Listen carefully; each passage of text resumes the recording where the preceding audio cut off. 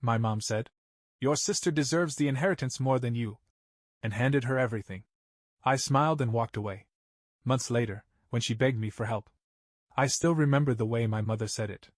No hesitation, no guilt, just a simple fact, as if she were reminding me that my sister's favorite color was pink.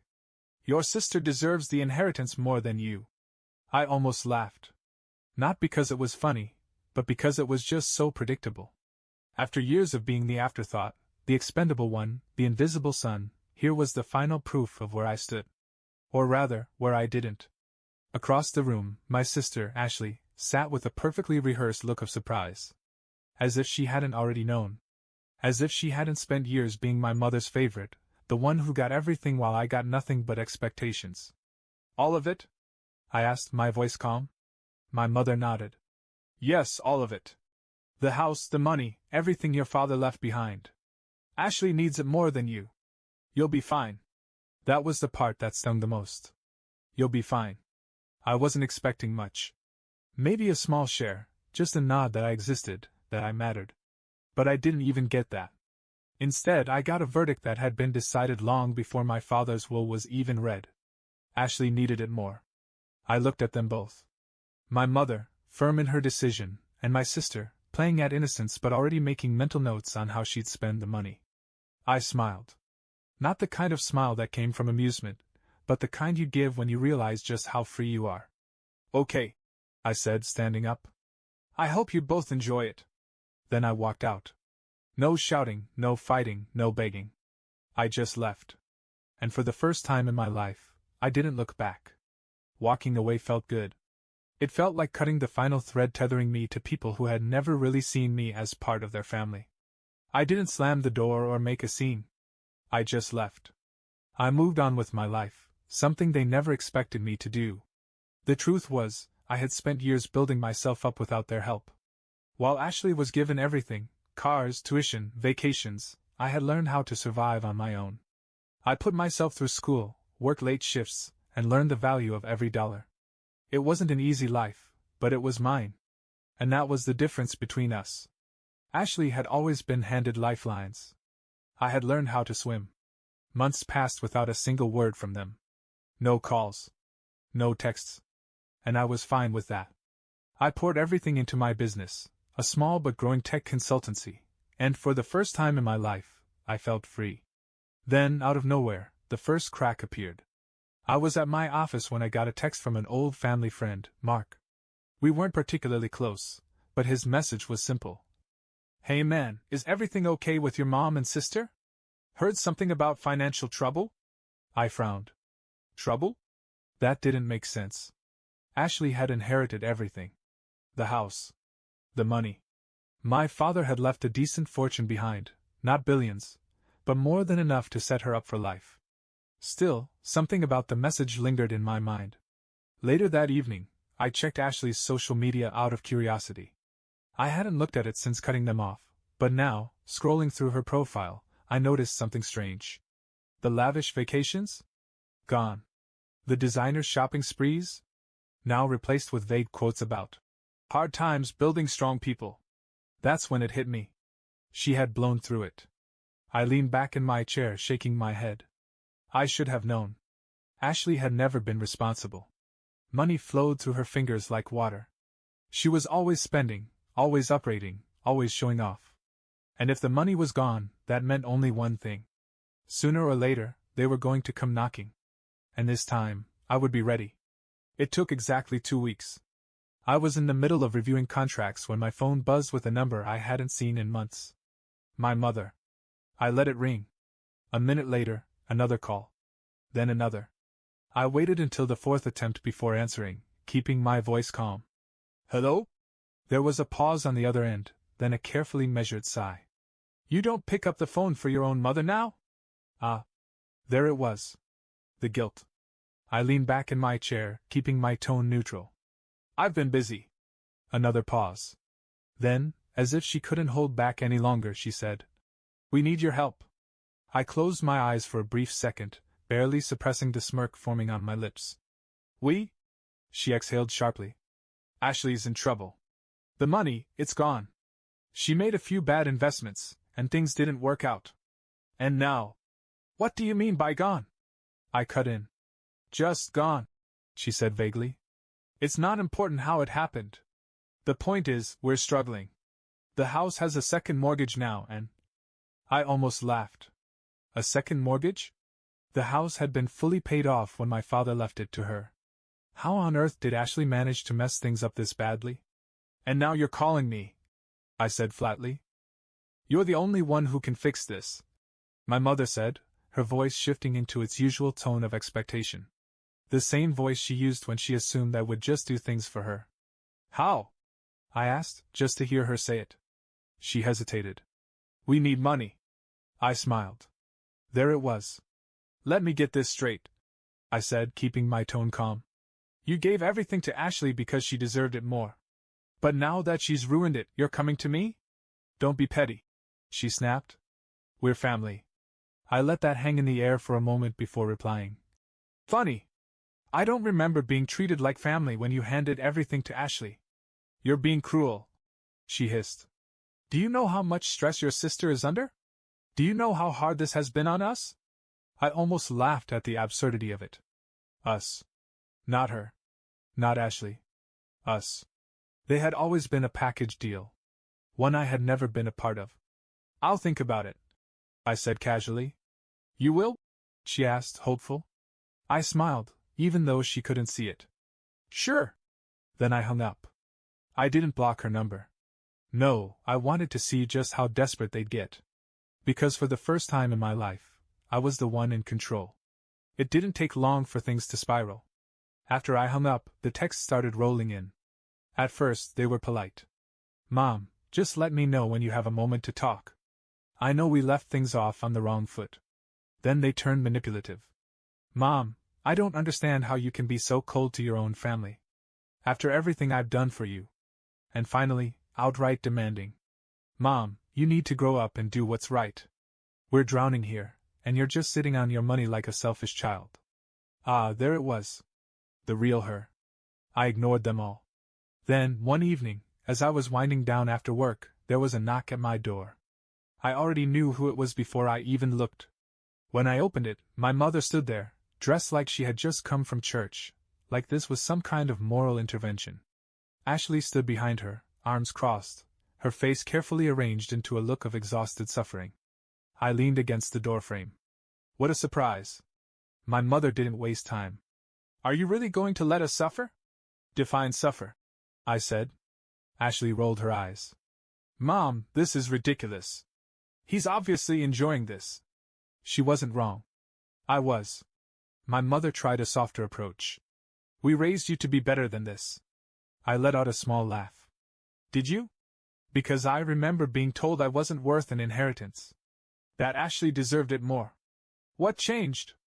Things got complicated, my mother said, pressing her lips together. Ashley sighed dramatically. Look, I know I made some bad choices, okay? But I didn't expect everything to go downhill so fast. The market tanked, the housing bubble popped, and I had some. She hesitated, then mumbled. Unexpected expenses. Let me guess, I said. Luxury cars, vacations, bad investments and pyramid schemes? Ashley's face flushed. It wasn't a pyramid scheme. It was network marketing. I actually laughed at that. My mother took a deep breath. You're successful. You don't need all the money you have. But your sister needs it more. I finished for her. Yeah, I've heard that before. My mother's face twisted in frustration. So you're just going to let us lose everything? Yes, I said simply. They both froze. As if it never occurred to them that I might actually say no. My mother blinked, like she couldn't comprehend it. But we're family. I tilted my head. Are we? Ashley let out a frustrated noise. Oh my God, you're so bitter. Just admit that you're holding this over us for revenge. Of course I am, I said cheerfully. You two never had a problem stepping on me when I was struggling. Now that the tables have turned, you suddenly want to talk about family? Ashley looked like she was about to explode, but my mother put a hand on her arm. Please, she said, her voice quieter now. We need help. I studied her.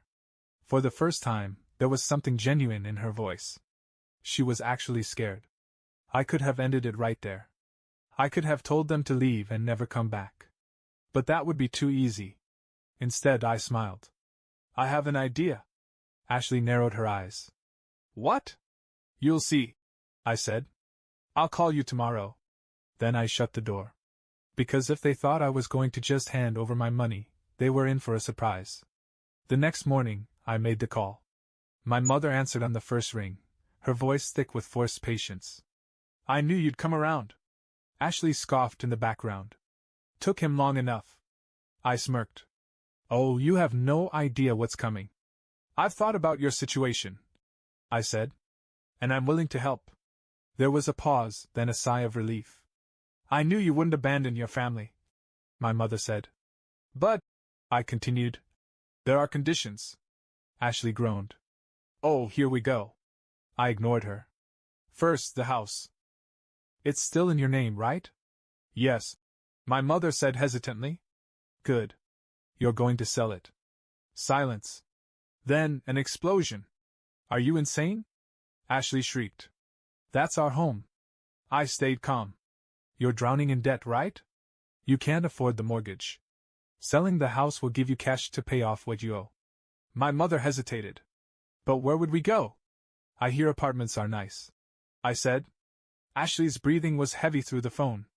You're enjoying this, aren't you? I ignored her again. Second, Ashley, you're getting a job. Her voice shot up an octave. I have a job. You mean the influencer nonsense? I said. That's not a job. You're going to get a real one. One with a paycheck. One that doesn't rely on people being dumb enough to buy overpriced junk from your links. Ashley sounded personally offended. You wouldn't understand. You work a boring job. Yeah, I said. But my boring job lets me pay my bills. My mother, sensing that I wasn't backing down, tried a gentler approach. Sweetheart, there has to be another way. We don't need to sell the house. Maybe just a loan. A small one? Just to get us back on our feet? I almost laughed. Oh, you mean like the money Dad left? The money that was supposed to keep you on your feet, but instead went to luxury shopping and bad investments. Ashley huffed. God, you're such a martyr. Not really, I said. I'm just someone who learned to stand on my own instead of expecting handouts. So that's it? My mother asked, her voice now shaky. Either we sell the house and Ashley gets a job, or you won't help us? That's it, I confirmed. I could feel them squirming on the other end of the line, weighing their options. They had expected me to hand over money with no strings attached. But now they had to choose between swallowing their pride or losing everything. You have 48 hours to decide, I said. Take it or leave it. Then I hung up.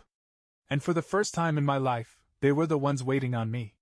I expected them to call back in a few hours, maybe even the next day. They didn't. For 2 full days I heard nothing. No angry texts from Ashley, no guilt-tripping voicemails from my mother. It was almost peaceful. I figured they were scrambling, looking for some other way out. Maybe they thought they could convince someone else to bail them out. Maybe they were hoping I'd cave. But I didn't. Then, on the 3rd day, my mother finally called. I picked up, keeping my voice neutral. So? She let out a long, suffering sigh. We'll sell the house. I leaned back in my chair, unsurprised.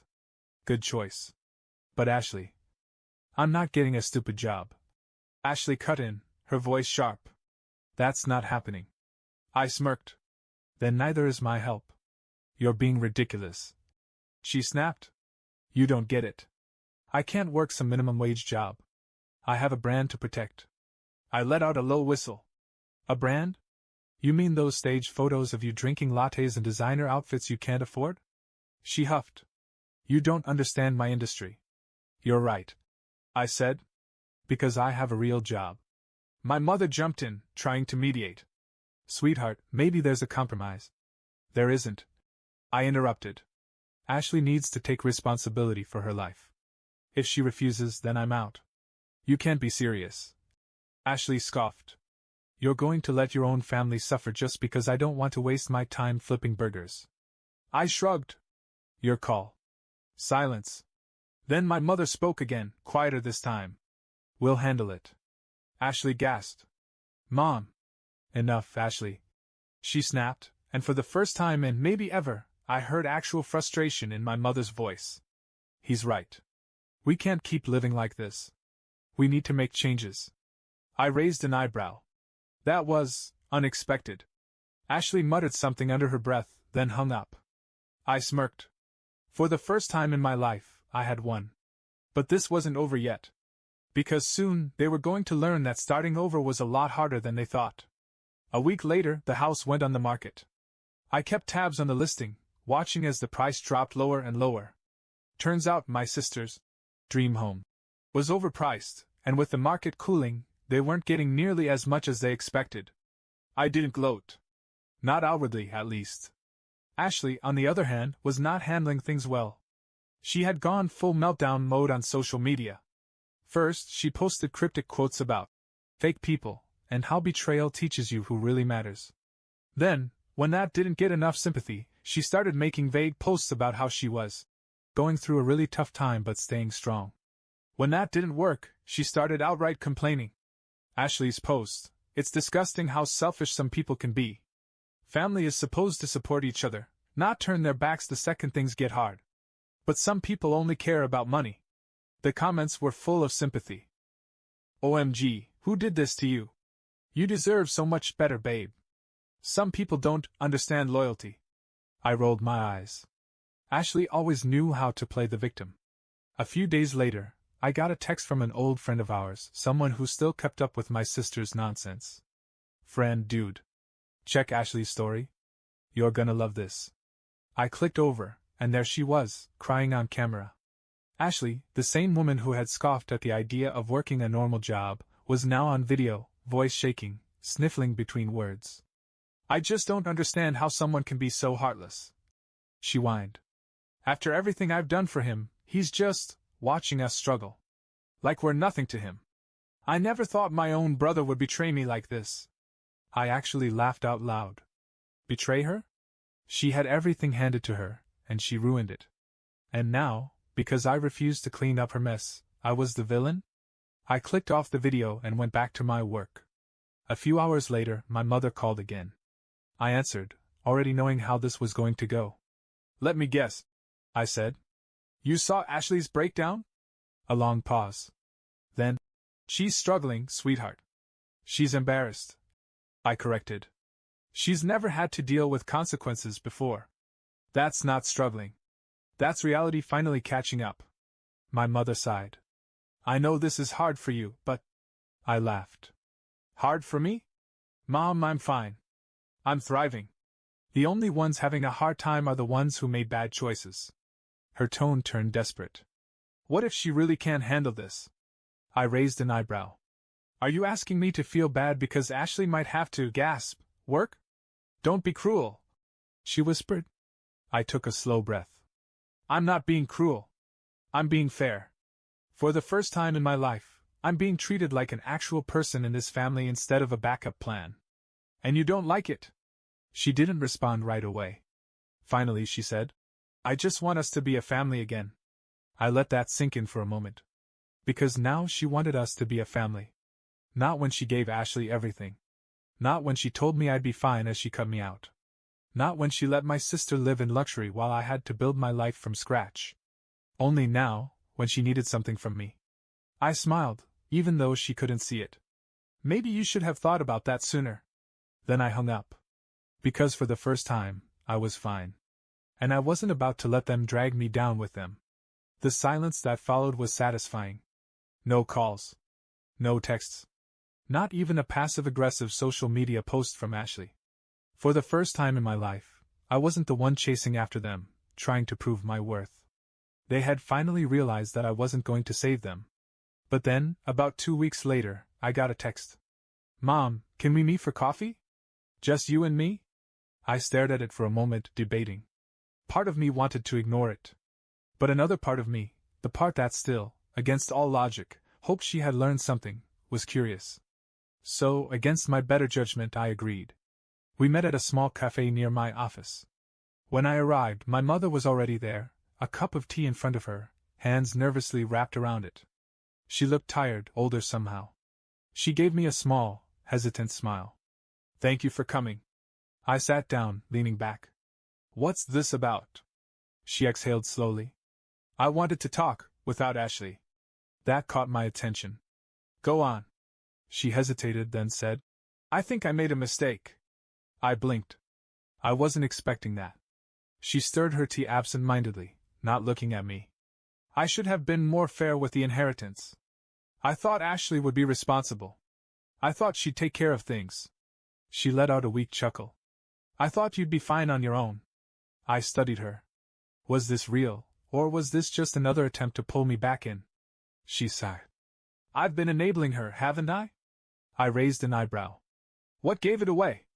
The fact that she refuses to work, or the fact that she's publicly melting down because she has to live like a normal person? My mother flinched but didn't argue. That was new. She finally looked at me. I don't expect you to fix this. I just wanted to say I was wrong. I leaned forward, resting my arms on the table. Okay. So now what? She exhaled, looking down at her tea again. I don't know. And for the first time, I realized she really didn't. For years, she had been living in a world where Ashley could do no wrong, where I was just the other child, the one who didn't need attention or fairness.